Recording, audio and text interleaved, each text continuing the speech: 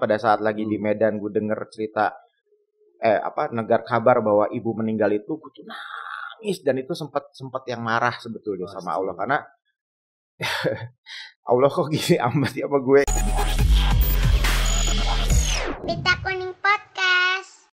Assalamualaikum warahmatullahi wabarakatuh. Selamat datang di podcast Pita Kuning. Namanya juga Pita Kuning ya, kuning-kuning semua suasananya. Alhamdulillah, Steny seneng banget karena di podcast ini adalah satu kesempatan untuk kita bisa belajar tentang banyak sekali pengalaman hidup, tentang profil seseorang, personality, tentang cerita-cerita kehidupan.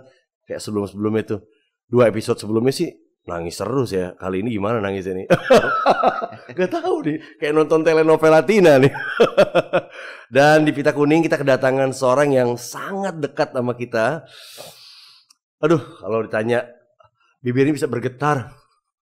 Bagaimana peran dia dalam kehidupan kita dengan karya-karyanya bersama dengan teman-teman yang lain. Mario, Yofi, Carlo. Belum lagi sendiri. Saya ingat banget orang-orang baru belajar cara ngomong jadi presenter. Dia udah jadi presenter di zaman dulu. Insya Allah. Tanya tentang pengalaman kehidupan, dia orangnya. Kang Hedi Yunus. Assalamualaikum. Waalaikumsalam. Wah Kang, hai. sehat? Baik, alhamdulillah sehat. Dulu tuh acara apa yang Kang Dedi? Yang tadi Steny bilang ABG, maaf. ABG dulu namanya ABG, zaman ABG namanya di Indosiar apa di mana ya? CTI ya? Waktu ABG itu dulu masih ada TPI. Oh TPI iya. ABG itu Aneka Bakat dan Gaya. Cuma disingkat jadi ABG. ABG acaranya memang buat anak-anak sekolahan kan. Lomba-lomba nyanyi, pokoknya mah semua mau nyanyi, mau ngedance dilombain semuanya di situ. Itu di tahun 90 berapa ya? 92, 93 lah gitu. Pesta juga kan? Abis itu baru diculik Pesta Indosiar kan? Abis itu baru Pesta Indosiar. Pesta Indosiar 96, 97, 98. Nah itu yang ABG itu. Aku masih ngerekam banget. Kang Edi itu bener-bener showbiz banget. Iya. Showmanship kelihatan banget. Yang menghibur, yang ngomong, yang nyanyi, yang joget kan. Dan itu dulu pokoknya jadi cerita. Jadi dikasih kepercayaan untuk kamu mau nggak jadi pembawa acara katanya. Waktu itu belum pernah jadi pembawa acara sama sekali. Mau. Ya, cuman udah sosokan gitu. Mau tapi jangan dikasih skrip ya. Lah.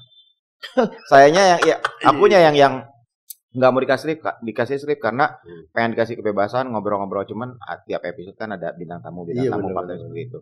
Dan ternyata itu pembelajaran banget tuh, sambil nyanyi sambil nge-host berjalan 2 tahun lebih ya. Alhamdulillah itu tuh jadi saya buat aku tuh belajar bagaimana caranya berkomunikasi sama orang, sama penonton, sama kamera segala macam. Itu Kaita udah belum ya? Kaita udah. Oh udah. Kalau Kaita dari 87. Oh iya benar. Zaman masih di kafe-kafe. Tapi itu ibaratnya ngasah skill banget lah ya. Banget, manage crowd banget kan. Banget.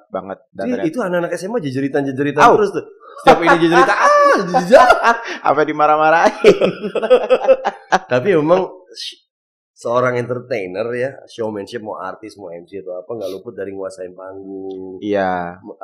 Komunikasi sama mereka. Menguasai orang-orang di depan kita juga, bagaimana cara meredam mereka, bagaimana cara mengatur mereka untuk bisa, pokoknya tingkat emosi anak-anak sekolah itu kan pada saat lagi menonton atraksi di panggung kan mereka kadang-kadang suka nggak bisa diatur gitu.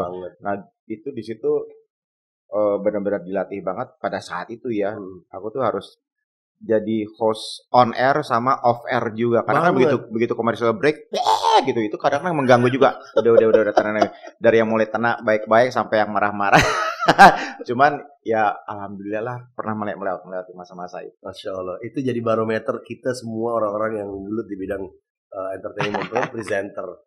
Gue selalu bilang ke murid-murid gue, kan gue kadang-kadang punya kelas public speaking. Kalau mau tahu, lihat dari jam dulu ke sekarang konsisten itu Hedi Yunus gue bilang, karena dari mulai dulu crowd management, nguasain audience, nyanyi, joget, bikin mereka senang, ngelayanin mereka. Kita kan berdasarkan pelayan panggung ya intinya. Iya. Itu layan iya banget. Jadi Kang Hedi sekarang tuh kalau ngeliat paling gampang mantaunya di Instagram ya. Semua aktivitas di Instagram aku posting di situ, maksudnya lebih kepada keseharian apa yang dilakukan.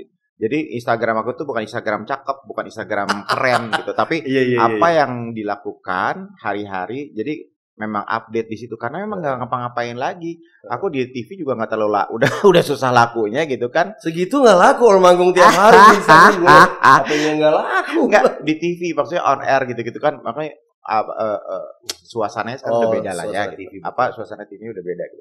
Ya alhamdulillahnya makanya rezekinya itu di off air walaupun sekarang kan pandemi lagi begini gitu. Cuman berjalan terus. Jadi ya kita sebagai pelaku seni yang sudah memasuki usia senior. Tahun ini 34 tahun. 34 tahun. Berkarya. Iya. Edi Yunus. Oh iya. Edi Yunus dan Kahitna dua-duanya. 34 tahun. 2020 ini itu masukin usia 30. Kang Edi baru 35 kan ya? Umur 32. Kahitna ini 34, dia 32 gimana ceritanya? Enggak, aku 52. Agustus kemarin aku 52. Ya jadi media untuk kita harus tetap ada, harus terlihat dan eksisten, harus ada eksis gitu kan. Eksistensi kita ya udah di sosial media. Sekarang mau nggak mau harus. Kalau enggak orang akan melihat nggak kelihatan. Segini aja orang masih suka. Kalau ketemu misalnya di mana, kemana aja nggak pernah kelihatan. Aduh, emang sih pakai baju nyanyi itu. Emangnya gue selama ini hantu nggak pernah kelihatan. Nah, emang orang kayak gitu ya. Tapi ya udahlah ya gitu. Karena banyak sekali barometer dari orang-orang atau misalnya pekerja-pekerja yang misalnya di rumah sakit atau security misalnya, mereka tetap kan patokannya tuh kok nggak pernah kelihatan di TV, nggak pernah kelihatan di TV, bener. Jadi ya udahlah, TV terus gitu. Kalau gitu jawabannya berarti jangan sering nonton TV, liatin Instagram. Sekarang mah liatannya YouTube. Iya makanya. Kang, tapi 52 tahun. Iya, kalau usia aku 52. Gue ngamatin aktivitas lo heavy banget lo. Olahraga, pergi ke olahraganya ya, olahraganya semalam heavy. 3 project segala macam. Iya biasa. Kalau nggak healthy sih nggak mungkin tuh ngerasa. Makanya ngerasa healthy ya. Iya, harus mengasah terus kesehatan aku tuh yang jadi aku tuh semuanya serba telat sebetulnya, Stan. Serba telat tuh dalam artian kayak misalnya aktivitas. Kita belum masuk ke area itu ya. Belum ya. Oh, itu mah udah bukan telat lagi. Udah nggak ngerti itu sih. Gue termasuk rekor Kang dulu. Gue hampir umur 40. Oh iya. Iya, gue udah lewat. Habis gue dibercandain sama teman-teman radio. Kita tadinya gini, Stannya akan menyusul gue kayak ternyata pecah telur juga dia. Iya. Kalau gue tuh kayak misalnya salah satu sekarang tuh yang sangat terlihat di aktivitas di Instagram itu adalah gue olahraga banget. Emang. Nah, dan aktivitas olahraganya tuh yang orang-orang menurut pandangan mereka di usia gue itu udah sangat tidak aman gitu. Yang gue lakukan. Gue ngeliatnya agak ngeri loh Kang. Iya, ngeri, hati-hati. Main bulu tangkis lo kencang banget Kang. Iya. Dan teman-teman gue yang zaman sekolah itu mereka pada terheran-heran. Dulu lu sekolah buru-buru mau olahraga, musuh. Gue daripada ujian olahraga suruh ujian praktek. Gue lebih mendingan disuruh bikin clipping setebal gini karena gue nggak pernah olahraga. Gue tuh baru mulai olahraga tuh pada saat lagi di tahun 2000-an 2000-an awal. Pada saat tubuh gue tuh sebesar pintu kulkas. Sempet gede banget. Iya. Dan itu ya gue nggak pernah olahraga sama sekali. Iya, gue asli segini nih, nggak ada leher. Terus ya udah mulai di situ terus sampai sekarang. Jadi sekarang tuh malah justru gue tuh edik gitu. Tingkat udah masuk tingkat edik. Jadi kalau hari sehari nggak olahraga gitu kayaknya nggak enak. Sebutin apa aja Kang olahraganya? Yang sekarang ini gue lagi belajar, seminggu ini baru belajar yoga. Oke. Apa menariknya yoga? Menariknya yoga ternyata memang stretching untuk badan, untuk tubuh, untuk badan, untuk pernafasan, kemudian bikin kita jadi lebih tenang. Kemudian memang untuk peregangan, rilis. Kalau awalnya gue dari kapan gitu udah disuruh yoga sama teman-teman karena melihat aktivitas yang lain, gue tuh bulu tangkis. Bulu tangkisnya kenceng banget, bisa 2 jam sendirian gitu. Sepekan sekali ya. Enggak juga. Ya sekarang agak mengurangi karena gue sekarang udah mulai lari. Lari. Oh itu gue lihat kemarin di lari. Iya lari juga udah baru mulai 2 minggu. Tapi udah sampai 11 kilo. 11 kilo jadi hampir 2 jam gitu, 1 jam 40 gitu.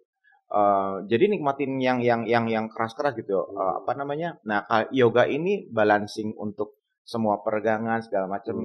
Awal-awalnya gue ngelihatnya yoga apa sih? Cuman gitu doang ya gitu. Ternyata berat banget dan itu grogios banget yang kita tuh bisa begitu stay di satu pose gitu yang ternyata oh iya ya, ternyata badan gue tuh kayak kanebo kering ya, kaku banget ya, nggak bisa diinin, nggak bisa itu nyentuh kaki aja nggak bisa. Itu jadi challenge banget dan sekarang tuh lagi belajar terus tiap hari. Terus yang udah dilakukan sih squash, Squat ya. gym, boxing, kickboxing, apalagi ya kayak itu loh yang pakai bola-bola itu. Iya yang gitu-gitu pokoknya. Swiss ball ya apa sih? Iya yang gitu-gitu pokoknya hampir semua udah gue lakuin. Cuma renang karena gue renang gue nggak bisa.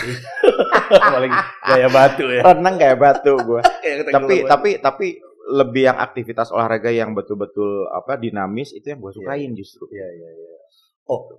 Tapi lebih sendirian ya, nggak olahraga kompetisi kayak basket. Enggak. Gitu, enggak. Bahkan badminton juga gue badminton itu bukan main game, tapi gue sparring aja. Kebetulan orang di rumah juga pinter main gitu kan, dan kuat juga gitu. Ayo main yuk 2-3 jam itu. Gitu aja gitu one on one pangpong 40 menit istirahat dulu 5 menit istirahat kalau azan ganti baju udah sekarang 2 jam 3 jam gitu sampai cedera segala macam kayak gitulah. Gila. Tapi gue terus terang Kang, gue cukup ngeri gitu lihat ini Kang Edi ini gak heavy banget ya kan. Kadang-kadang si Santi Bonis juga komen juga tuh kan. Oh iya itu lagi Santi Bonis itu Santi Bonis Moza Pramita kan ngeri deh itu olahraga lu kurangnya. Enggak, kadang-kadang gini orang tuh melihat aktivitas olahraga kita itu karena dia tidak merasakan atau tidak melakukan apa yang kita lakukan gitu. Dan kalau gue kan melakukan itu karena memang merasa selama ini sudah sering dilakukan atau enggak. Kita tuh punya kapasitas tubuh masing-masing yang beda-beda gitu kan gitu. Jangan menyamakan jangan selalu menyalahkan usia dengan kapasitas orang olahraga karena kalau memang sesuatu yang terlatih itu terlatih dan kita menguasai tubuh kita sendiri pasti akan bisa melakukan itu. Karena masalahnya mungkin karena kita tuh sering dipengaruhi sama apa yang orang bilang ya, media bilang kayak gitu. Hati-hati kalau udah di atas gocap, di atas 40 kayak gue gini, jangan lari lu, TNK udah jalan aja gitu. Iya, berat jantung lu gitu. Iya. Padahal kan masing-masing sementara masing-masing orang beda. Banyak kali yang 10K yang bahkan yang maraton 40 kilo 60 kilo tuh yang sepuh-sepuh tuh yang udah 60 tahun walaupun larinya pelan tapi mereka kuat gitu. Karena kan semuanya memang bisa karena terbiasa gitu. Betul. Gitu sih. Mungkin karena beberapa kali juga ya yang nggak ngerti lah ya, namanya juga kita kan setiap hari kan terpapar oleh media dan segala macam media gitu. Tapi 2 hal yang gue perhatiin dari lu Kang, lu umur 52, olahraga lu kencang, dan lu dandanan lu keren. Jujur ya, mas gue gini, gue aja pribadi nih, gue udah 45 ya. Gue ngerasa gue makin hari makin kurang penampilan gue. Tapi lu kebalikannya gitu Kang. 2 hal ini kayaknya berbanding terbalik sama pria di usia segitu. Apa karena tuntutan lu sering manggung di Kahitna dan segala macam itu masih sangat tinggi atau gimana Kang? Apa emang ada dasar kita tuh pria emang harus jaga ini atau gimana sih? Sebetulnya sih semuanya mengalir begitu aja ya kalau gue. Tapi memang kalau buat gue tuh salah satu penunjang di pekerjaan gue gitu kan, di karir perpanggungan itu salah satunya adalah menjaga penampilan semenarik ya sebaik mungkin, seideal mungkin gitu kan. Karena warna ya mungkin kalau misalnya gue musisi atau penyanyi band misalnya kayak siapa ya, kayak Slank atau apa gitu, pasti gue kan penampilannya akan jelek juga, akan beda juga. Tapi kan karena gue memang berada di jalur pop, betul, manis gitu ya, dan mayoritasnya adalah ibu-ibu mamut ya. Iya, jadi mau nggak mau ya mereka juga, kita juga dituntut untuk punya karakter yang nyaman dilihat gitu. Jadi ya gue juga kayak olahraga segala macam kan itu kan menunjang penampilan juga supaya porsi proporsional segala macam, dan itu kan itu nggak munafik lah, itu harus dilakukan, harus dilakukan gitu. Nah kebetulan juga gue juga kalau sekarang kayak misalnya kayak gini ya bukan bukan jualan, tapi memang udah beberapa waktu terakhir ini kan gue kan punya memang iya emang punya clothing. brand clothing. Iya punya berclothing sendiri. Namanya Melekat Sejiwa. Melekat Sejiwa. Okay. Iya, jadi gue kayak dari datang kan sama nih. Iya, makanya ini produksinya. Iya. Keren loh ini bajunya. Iya. Masker, baju satu set. Masker, baju set. Jadi sekarang Melekat udah bikin segala macam. Nah, ya mau nggak mau gue juga, bukan mau nggak mau sih, memang tanggung jawab gue pribadi juga yang harus memasarkan apa yang gue bikin. Iya dong. Jadi ya itu sih satu kesatuan kayaknya. Jadi memang udah jadi apa ya? Udah jadi bawaan hari-hari sih. Ya udah gue harus nyaman dilihat, harus wangi. Iya. Itu sih. Iya. Apa namanya? Edi Yunus berarti harus olahraga, arti dandan sesuai dengan penampilannya karena emang representasi dari Kahitna, representasi dari kehidupan sendiri gitu dan sebagainya. Happy banget. Nah, dalam perjalanan Kang Edi nih pasti nggak semuanya happy dong. Yap. Ada momen-momen masa-masa gelap lah. Gitu. Termasuk kita sempat nyemplung ke daerah lembah-lembah itulah. Iya. Dulu Kang Edi kan sempat drugs. Ya. Berapa tahun tuh Kang Edi? Itu 5 tahun ya. Sebetulnya hitungan persisnya ya itu juga masa-masa hilaf, lupa gitu. Cuman kalau nggak salah itu antara 95 96 berakhir di September 2000. Berarti 5 tahunan. Itu kita masih ada dalam lingkungan itu kan? Kita masih sering ketemu loh di radio. Kan belum 2012 an? Gue belum siaran. Gue siaran itu 2006, 2008 gitu. Tapi di masa-masa itu mungkin kita ketemu pada saat lagi masih promo album segala macam kayak gitu. Ya di era itulah gitu. Di 5 tahun itu. Jadi tanpa disengaja, bukan tanpa disengaja maksudnya gue tuh yang bukan tipikal orang yang dulu tuh nakal, enggak. Bisa misalnya dulu di Bandung tuh kan kita kalau nyanyi di Fame Station, apalagi pokoknya di kafe-kafe. Iya. Dulu tuh datang ke situ orang pada pesan misalnya draft beer atau apa gitu. Kok enggak fresh milk? Orange juice sama soft drink itu tuh udah pol tuh. Soft drink pakai lemon, ya udahlah gitu. Tapi bisa pesan susu panas deh bilang gitu. Diketawain sama waiternya, sama teman-teman yang lain gitu. Gila kali ya gitu. Datang sini lo misalnya ya gimana orang gua emang begini gitu maksudnya. Sampai pernah sengaja kan gua nggak tahu gitu. Dikasih minuman yang alkohol. Itu dibilangnya sama dia waktu itu ice lemon tea. Nah itu Long Island. Ya Allah, dibakar-bakar dong itu. Long Island itu kan ternyata campurannya ada kembang 7 rupa kali ya.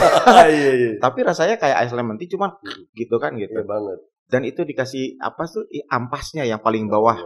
Gue bilang, "Lo minum apa sih?" Ice lemon tea, dia bilang gitu. Apa dia apa kita lagi ngobrol. Terus, "Nyobain enggak?" "Nih, habisin aja," dia bilang gitu. Pak gitu, terus diminum. Apaan ice lemon tea kayak gini? Gitu berdiri jalan nggak napak. Ini kenapa begini? Nah, habis gitu waktu itu masih lagi di luar kota. Balik ke kamar, bangun tidur pusing. Kan nggak enak gitu. Lu gila tadi malam kasih minum apa sih? Hahaha. Dia temen gue ketawain aja gitu. Udah dan di pikiran gue berarti ya udah emang mabok itu nggak enak kok, pusing segala macam gitu. Nah jadi satu hari pada saat lagi di masa-masa itu tuh gue udah tahu orang-orang di sekitar gue, sahabat-sahabat gue itu udah mulai awalnya dulu ekstasi kan, tripping. Iya banget ya. Aduh, gila ya ngomongnya tripping. Gila lu pada tripping lu ya? Enggak. Satu hari di Bandung gue ibaratnya diawalin dengan dikeliling oleh sahabat-sahabat gua, mereka kita dibawa ke satu diskotik di Bandung, kemudian yang satu beli ekstasinya, yang satu pegang air mineral, yang satu jagain gitu. Enggak gitu. Enggak, ini buat persahabatan kita. Dia potek setengah warna pink, masukin, yang satu masukin sedotan air mineral. Jadi kerjasama tuh mereka. Itu sahabat-sahabat dekat banget. Dari situ udah mulai berasa ganti darah gitu. Kita jagain. Ternyata itu tuh bikin karena gua diawali dengan hal yang rasanya dibikin nyaman gitu kan. Ternyata itu terus jadi edik banget. Ya. Akhirnya bisa dibilang catatannya adalah teman-teman tuh penting ya, memilih teman-teman gitu ya. Ember. Iya banget. Iya kan, artinya mereka juga kan punya teman-teman, mungkin teman-temannya mereka yang akhirnya nyampe ke mereka kayak kita gitu kan. Iya dari situ tuh. Terus apa yang akhirnya Kang Edi dari situ akhirnya momentum bahwa oke nih gue harus cabut dari sini nih, nggak beres nih. Pokoknya berjalannya waktu itu 5 tahun dari ekstasi ke sabu. Sabu itu 3 tahun, ekstasi 1,5 tahun. Kurus banget loh kan waktu itu. Dari mulai kurus banget sampai akhirnya gue bisa merubah mindset bahwa dengan drugs itu gue bisa makan. Sabu itu kan makin susah makan. Tapi waktu itu gue ada kalau sabu itu ada parno-parnonya gitu. Karena orang lihat kok jadi kurus banget sih lu gitu. Terus gue nggak boleh nih. Gue nggak boleh ketahuan. Waktu itu lagi udah bawain lagi acara pesta Indosiar. Iya, itu lagi kenceng lagi tuh benar. Disiplin parah. Pokoknya kerjaan kacau disiplin sampai dikeluarin dari Kahitna. Jadi itu tuh iya benar. Jadi momen yang paling momen yang paling hancur banget itu teguran buat gue itu adalah di bulan Agustus tahun 2000 itu kita ada event, ada on air, live on air untuk ulang tahun satu stasiun TV.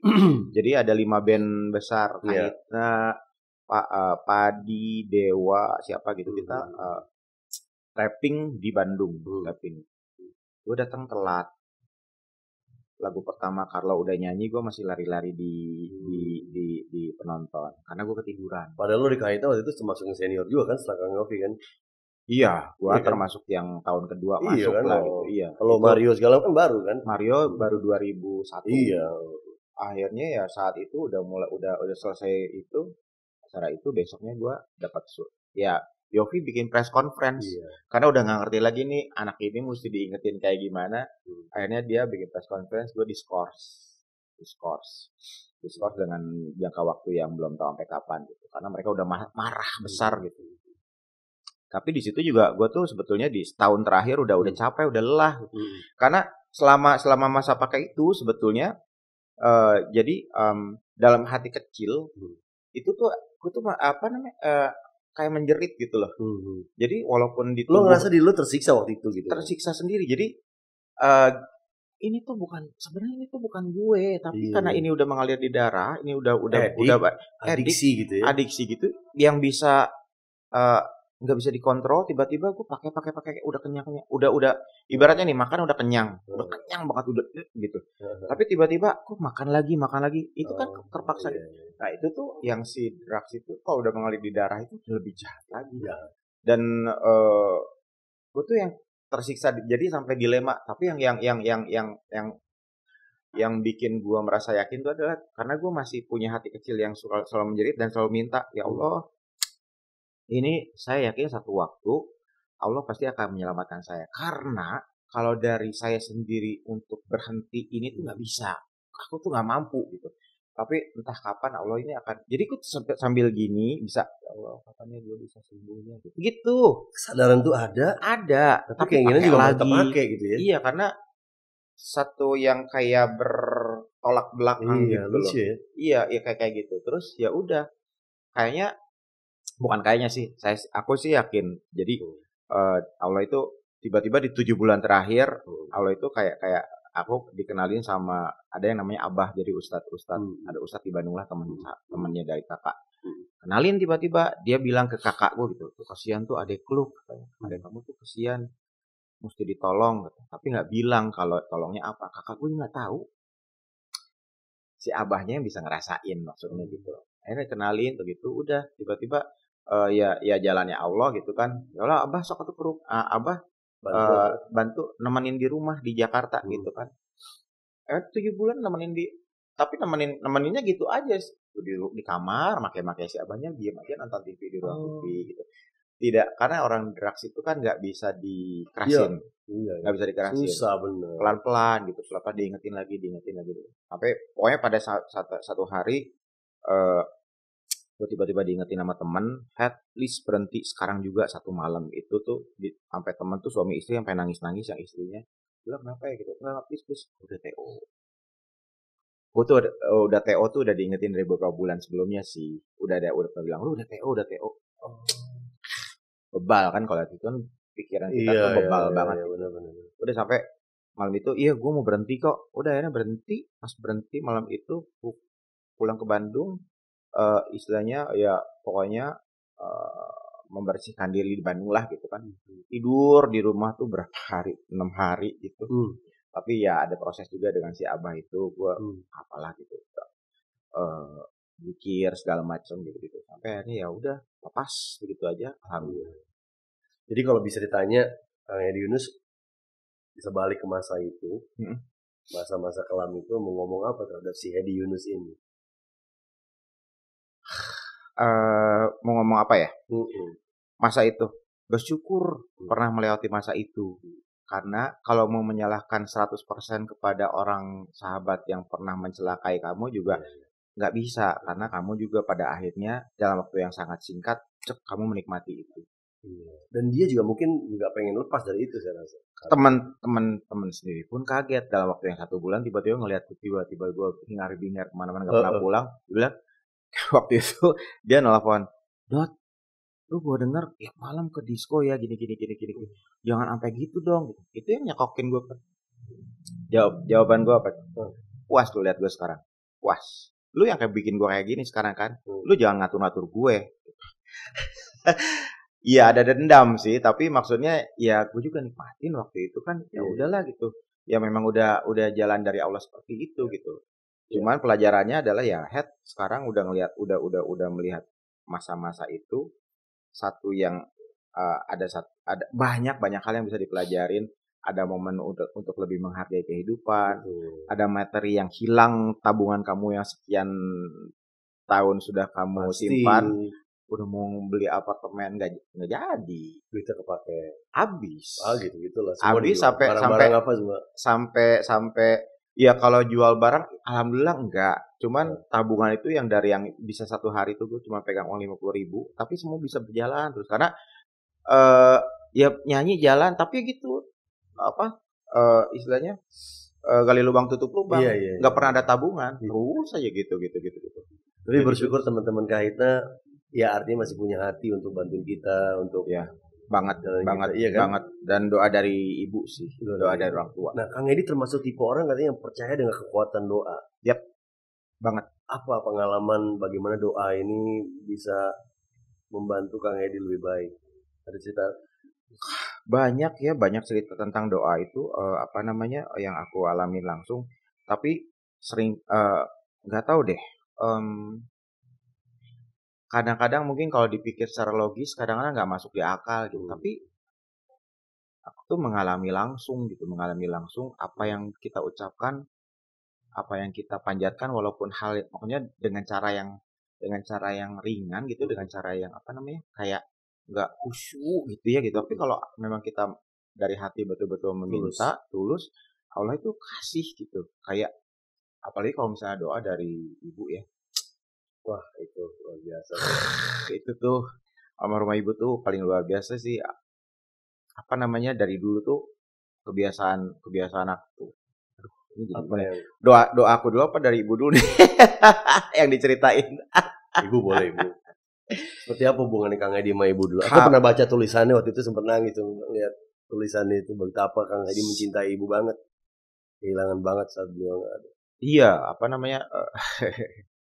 ibu itu meninggal 25 Agustus 2001.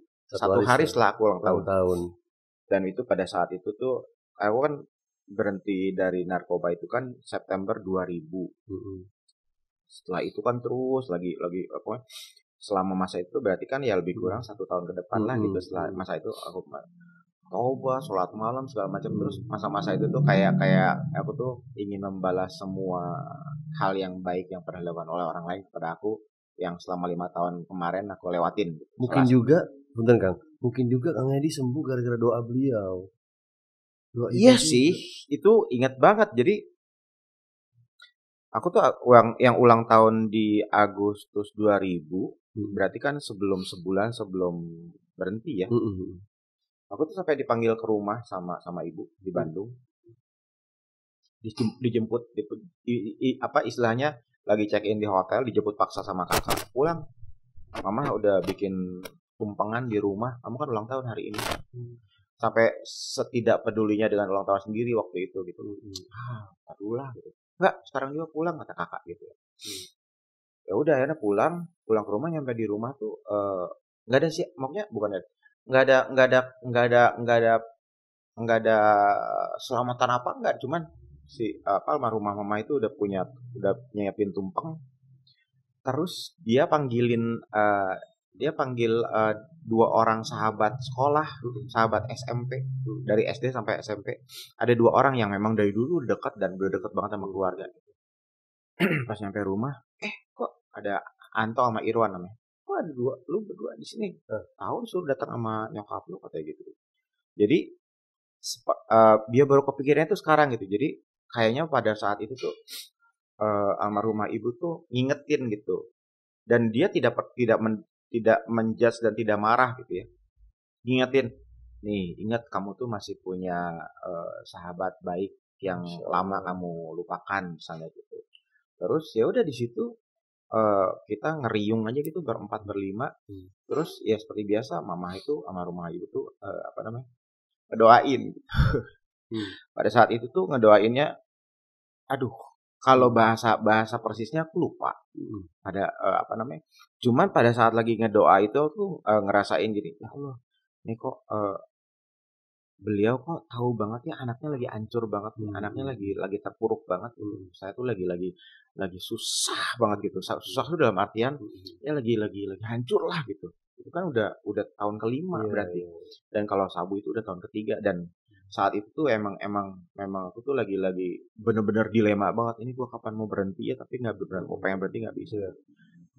Itu ngedoain gitu, mudah-mudahan anak saya gini. Udah aja.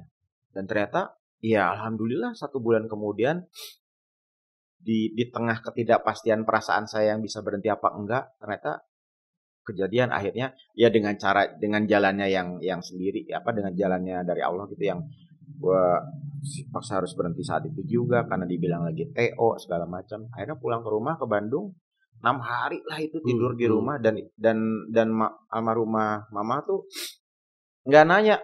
Itu kan satu hal yang janggal, ada orang 6 hari berturut-turut tidur, ya bangun cuman untuk ke kamar mandi, untuk buang air kecil atau buang air besar, terus balik lagi tidur lagi. Terus begitu, nggak mandi nggak apa. Bahkan untuk bangun, seingat aku sih waktu itu ya, bangun untuk ya sholat juga masih 1 kali 2 banyak yang kelewat lah gitu.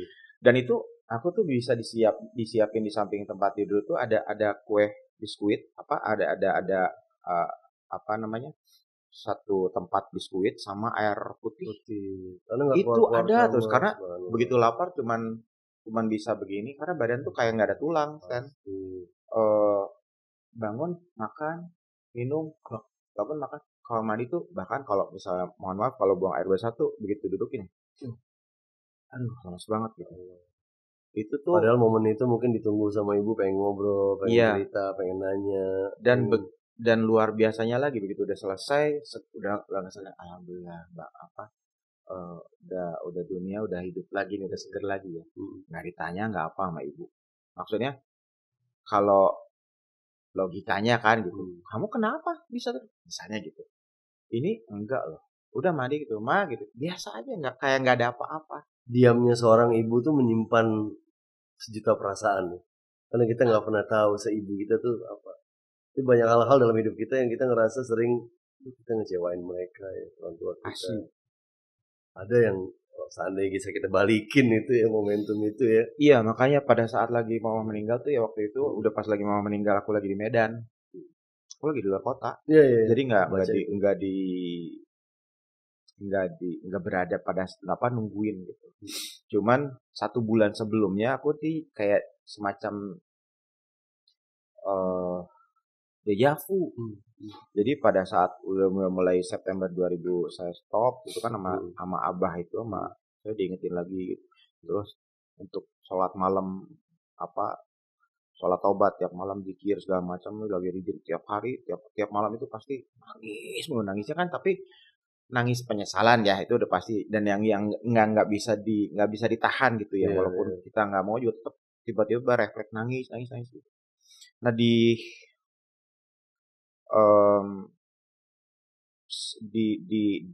Juli di sekitar Juli tahun 2001 aku tuh pas ke Bandung almarhumah mama itu habis operasi katarak operasi mata.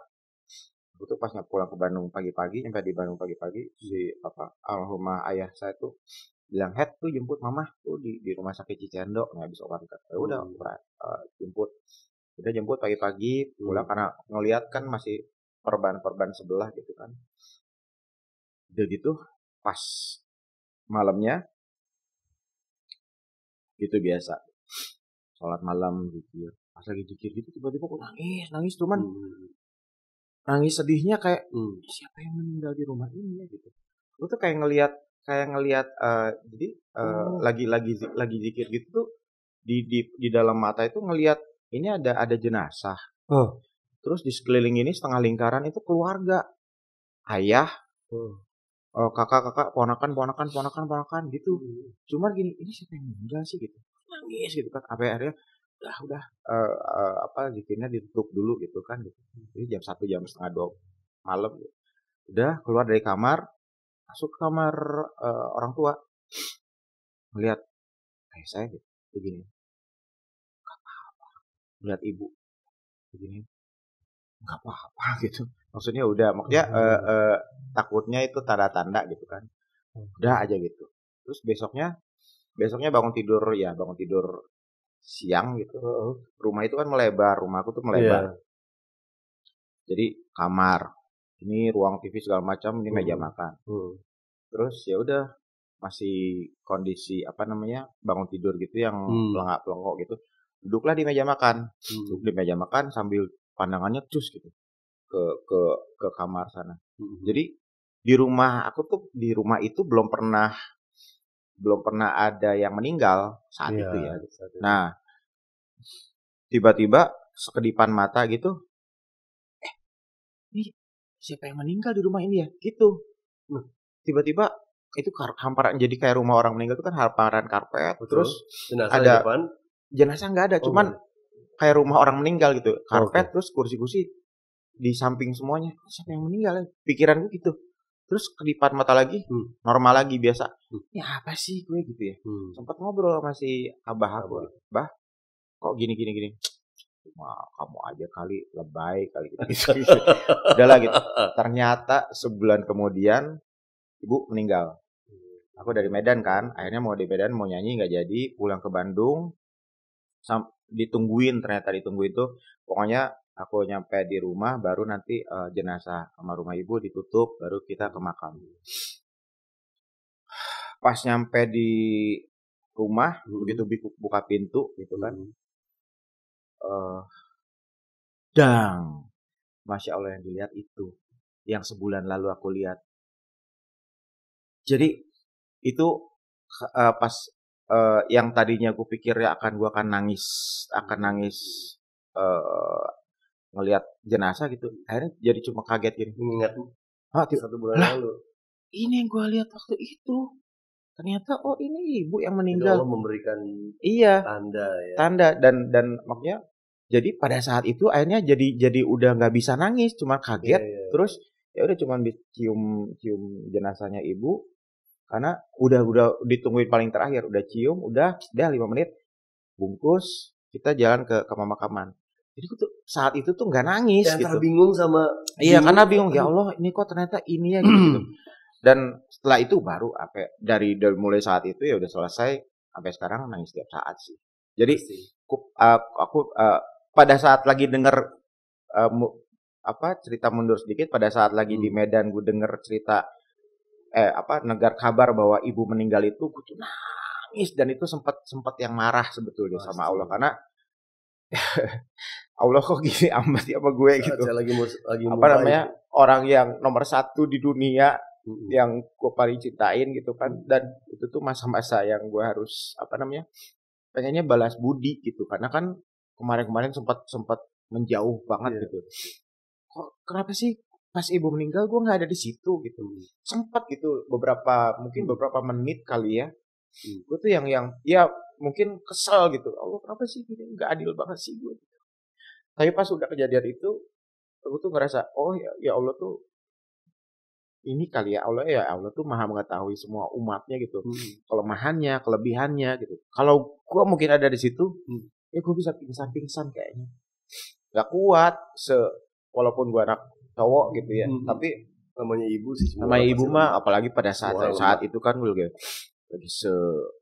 lagi istilahnya ya tumpah ruah lah apa gitu, balas budi kayak gitu. Jadi sampai sedetil itu pun gue merasa oh iya ya gitu, Allah tuh mengatur kita tuh semua manusia tuh per detail per person itu beda-beda, dan Allahu Akbar, pokoknya luar biasa deh gitu yang oh ya ternyata itu memang harus mengikuti apa yang sudah diatur sama Allah. Dan mungkin itu bagian daripada rencana Allah dan menuju Hedi Yunus lebih baik kali ya.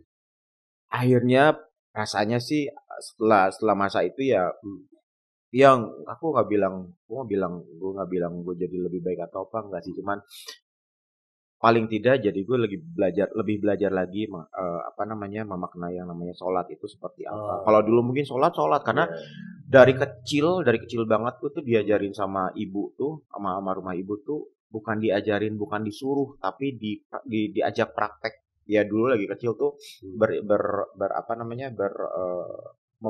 makmum ke ibu gitu. Sholat gitu. Dan pesan ibu waktu itu tuh pas lagi gue udah mulai nyanyi kan sempat nggak direstuin dulunya sama ibu sama bapak tuh nggak direstuin, karena pengennya kan mereka orang tua zaman dulu lah anaknya punya titel kuliah, sementara gue kuliah ditinggalin pas semester 1 udah hancur udah. Jadi pada saat lagi gue udah melakukan pembuktian bahwa ini tuh profesi yang menjanjikan kok. Nah ibu cuma bilang pesan mama pokoknya kamu sok mau nyanyi boleh, tapi jangan tinggalin sholat, kemudian jangan gondrong, jangan pakai anting. Oke. Saat itu lagi ngetren lagi gitu kan. Pada saat itu jadi ya udah yang dibolongin gitu. Kuping yang dibolongin, rambut nggak usah gondrong, nggak usah macem-macem lagi. Jadi identiknya kayak kalau udah gondrong tuh kayak nakal gitu, pakai anting nakal gitu. Playboy gitu ya. Gitu. Jadi ya udah yang sopan-sopan aja gitu. Terus yang pasti sih jangan tinggalin sholatnya itu tuh yang membekas sampai sekarang. Tapi alhamdulillah mungkin salah satu dari doa dari ibu tercinta. Iya. Yang selalu melindungi kita ya. Yang penting kita terlindungi selalu kan. Itu dia. Amin. Nah sampai ke sini pelajaran dari masa lalu seorang Hedi Yunus. Sekarang aku sering lihat Kang Hedi ini nggak cuma kencang di dunia nyanyi, di olahraga, tapi aktif di dunia sosial juga bareng gabungan artis Sunda. Iya. Gue juga Sunda, apa gue nggak diajak ya? Bisa aja kok. Sundanya gue Sunda campuran, Sunda Padang. Jadi ya tuh. Gabungan artis Sunda, gabungan artis dan seniman Sunda. Gas. Seru banget gue liat itu sama si Deswita Maharani. Deswita, Meli, sama Arman, Ferry Mariadi. Mama Ina juga ya? Mama Ina, iya. Sebetulnya yang gabung di situ tuh banyak juga kok yang bukan orang Sunda. Jadi siapapun kita terbuka lebar gitu. Cuman dari awal-awal memang yang terbentuk dari orang-orang itu lagi yang memang kita sepermainan gitu kan. Terus ya bersyukur punya gas yang sudah berjalan sekarang berapa ya? 10 atau 11 tahun gitu. Dan gas ini memang berkecimpung di bidang sosial. Iya, gue ngeliatnya nggak cuma kumpul-kumpul doang ya. Banyak. Iya, kita ada arisan segala macam, tapi lebih kepada kita memang awalnya terbentuk gas ini gara-gara keprihatinannya Meli sama dulu tuh Niki Astia awalnya. Meli mana? Meli Guslow. Oh, Meli Guslow, Meli. Iya, Meli kan ketuanya kita kan Meli sama Arman Maulana. Nah, kepedulian mereka terhadap artis Sunda yang iya kan, yang di TV itu rata-rata orang Bandung sudah banyak ya. populasinya ya. Sampai kameramen Bandung loh. Iya sih. Kupikir tukang cukur doang. Itu kalau tukang cukur dari Garut. Oh Garut. Garut Ya kan Garut Tasik, Sunda, ya? Garut. Ya? Iya. Apa namanya? Jadi gara-garanya tuh Meli sama Niki Astria kalau nggak salah nyanyi di Bandung apa TVRI Bandung gitu ya. Terus melihat seniman Sunda yang udah senior banget dulu tuh ada Kang almarhum Rahmat Hidayat, ada siapa gitu kan dulu ada gitu. Kondisinya sangat memprihatinkan, tidak sebesar namanya pada saat zaman dulu masih berkibar gitu. Dan itu kan sebetulnya terjadi di area senior yang lain gitu. Atas dasar itu makanya kita yuk bikin kepedulian untuk artis senior gitu. Udah akhirnya dibikinlah kita kumpul-kumpul. Oh ini kok banyakan orang Sunda semuanya ya gitu. Kita bikinnya gas gitu. Tapi gaskeun. Tapi memang kita memang tidak mengkhususkan untuk orang Sunda, enggak. Kegiatan kita juga tidak khusus untuk orang Sunda, enggak gitu. Karena kita pada akhirnya jadi berdonasi dan juga kita waktu itu sempat bahkan kita ke Sinabung ke yang banjir bandang di Manado, kemudian ke Malang, kemana kita berangkat pergi kemana-mana kita siapa yang bisa berangkat. Nah itu punya pertemanan dengan soul atau spirit yang sama. Ya. Mau cespleng kayak gitu nggak gampang loh Kang. Iya alhamdulillah. Pasti setelah banyak hal mereka pasti berterima kasih atas banyak hal dari kehidupan mereka juga. Iya. Mungkin entertainment ini kan membawa kita menuju ke hal lebih baik. Iya. Itu mungkin ucapan terima kasih mereka juga ya. Iya. Pertemanan solid friendship itu nggak gampang tuh. Jadi nggak hanya kita ngumpul kita berteman kemudian arisan gitu aja enggak, tapi apa yang bisa kita lakukan kayak balance kehidupan lah gitu. Iya, ya kita mengumpulkan dana juga, kemudian kita dipercaya juga sebagai pengemban dana kayak misalnya kita kuning gini kan gitu. Kita juga ada yang percaya untuk mendonasikan sebagian hartanya kepada kita, kemudian kita bisa sebarkan kepada yang memang sangat memerlukan. Kemarin kalau nggak salah gue bikin lelang barang-barang ya. Iya. Waktu yang awal itu juga seru banget tuh gue lihat. Waktu yang awal pandemi. Jadi gue tuh waktu awal pandemi kemarin itu berpikir gimana caranya supaya di masa pengangguran ini gue tetap bisa melakukan hal yang tetap. Untuk kelas lo aja nganggur ya? Nganggur gitu. Nganggur lah, jadwal sampai akhir tahun hilang semuanya bagaimana? Kemarin gue ketemu gue nge-MC Stan, gila lo Stan, ini job gue pertama. Bener lo setelah sekian bulan. Gue pikir gue doang lo juga. Semuanya sama, semuanya hilang. Jadi pandemi itu kan semuanya jangan dikira ya mungkin kita kelihatannya happy aja, tapi kalau mau dibilang susah, semua susah kok gitu. Cuman tiap orang kembali lagi punya kapasitas masing-masing gitu. Bagaimana cara kita mengekspresikan kesusahannya kita menjadi kebahagiaan atau apa kan. Kalau gua kemarin ya alhamdulillah masih bisa berpikir untuk melakukan hal yang terbaik yang bisa yang berguna untuk orang banyak. Kayak akhirnya gue pikir kemarin apa ya, daripada gue di rumah ngapa-ngapain olahraga doang, gue lihat buka lemari, banyak yang bisa ini nih, ya gue lelang dengan hal yang semurah mungkin, dari sepatu apa yang daripada gue nggak pernah pakai. Jaket andalan Gaitna ya. Dari yang mulai apa kemeja yang beberapa brand yang di anak-anak muda sangat populer gitu. Gue jual 3 kemeja cuma 300.000. Ya orang berebut gitu. Dan itu kan uangnya gue masukin ke tabungannya gas. Kemudian untuk terus gue juga bikin kemarin sempat gue sendiri gitu. Gue pribadi bikin masker kain. Masker kain bisa berapa ratus, yang berapa ratus kasihin ke lembaga mana karena apa yang gue bisa lakuin untuk kebaikan orang di sekitar orang banyak yang gue masih mampu gitu pada saat lagi zaman susah kayak gitu. Bener. Gue inget juga waktu kan kita pernah ngundang lo untuk program Delta FM kan. Lo lelang jaket lo kalau nggak salah kan. Iya. Itu juga. Ya maksudnya dengan Kang Edi datang ke studio, bawa jaketnya, dipromoin buat ya kalau nggak bener-bener ada orang yang ngerasa ngelihat sosial kan nggak mungkin juga. Iya. Tapi kita sangat bersyukur sama itu. Artinya dalam kehidupan seorang Hedi Yunus nggak pernah lepas dari berbagi juga ya. Harus. Jadi gue tuh ada bahkan gue kadang-kadang kalau lagi posting di Instagram tuh ada hashtag dari gue tuh bersyukur dan berbagi. Bersyukur dan berbagi karena karena dalam kehidupan gue tuh selalu banyak hal yang bisa dipelajari dari terutama pada saat lagi bulan Ramadan. Itu tuh ya Ramadan sekarang kurang ya maksudnya. Biasanya Ramadan dulu tuh kan gue lebih sering keliling, dalam artian kalau taraweh bisa nyoba ke masjid ini tiap malam muter-muter terus. Kadang-kadang ya kalau dulu tuh bisa itikaf di ini. Nah di perjalanan situ gue tuh suka ngeliat tiba-tiba ada yang kalau malam-malam kan yang pemungut sampah, yang bisa loh yang ada banyak lah gitu. Salah satunya adalah misalnya gue habis makan di satu restoran di Jalan Santa, waktu itu ingat banget tuh, Mandala. Tahu. Habis makan Chinese food yang enak itu kan. Udah parah enak itu. Makan di situ. Terus mobil gue, supir gue mobil parkirnya agak jauh. Jalan. Pas naik ke mobil itu ya, depan mobil ternyata ada satu, itu kayaknya tempat sampah toko. Jadi tempat sampahnya itu gede gitu kayak rumah gitu ya. Wah, tempat sampah itu isinya sampah semuanya. Terus lagi pintunya lagi ngebuka, tiba-tiba ada satu bapak-bapak lagi jongkok, lagi gini ngambilin sampah dengan dia punya kantong sampahnya. Kemudian dari siapa itu dia lagi makan. Itu salah satu ya. Gue duduk gini ngeliat, ya Allah gitu. Ini kayak satu apa namanya ya, berseberangan banget gitu, yang gue baru habis keluar dari rumah makan. Gue ngeliat bapak-bapak itu makan di bak sampah.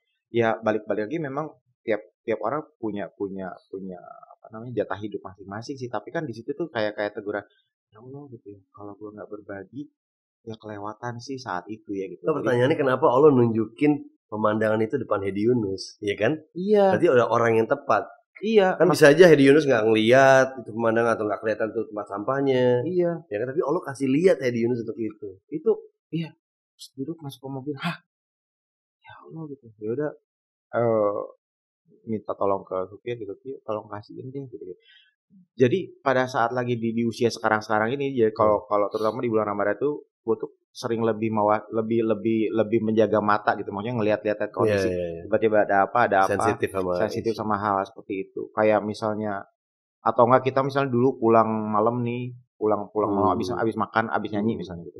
Terus sering kan kita di depan kita tuh satu mobil bak yang tertutup yang isinya ember-ember besar, terus di situ duduk yang ibu-ibu bapak-bapak yang mau ke pasar pagi-pagi pakai sepatu pick up itu.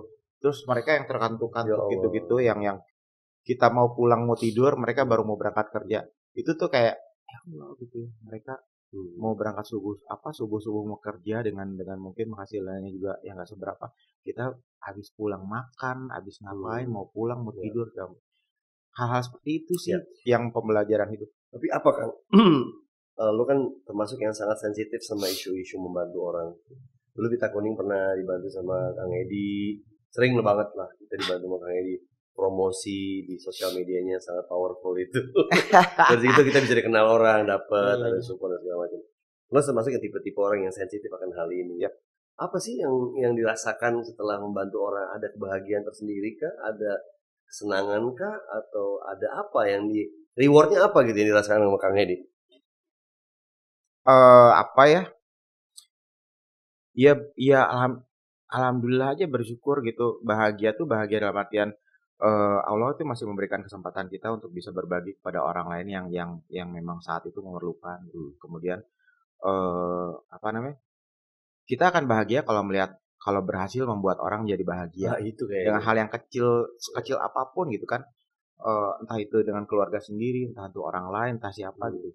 Dan mungkin sebetulnya hal yang kita lakukan nggak besar gitu, tapi kalau membuat orang akan menjadi alhamdulillah hatur nuhun ya, dan itu kan doa-doa itu tuh yang sebetulnya kita juga perlu doa dari orang yang saat itu memang lagi dalam kondisi yang kurang beruntung gitu.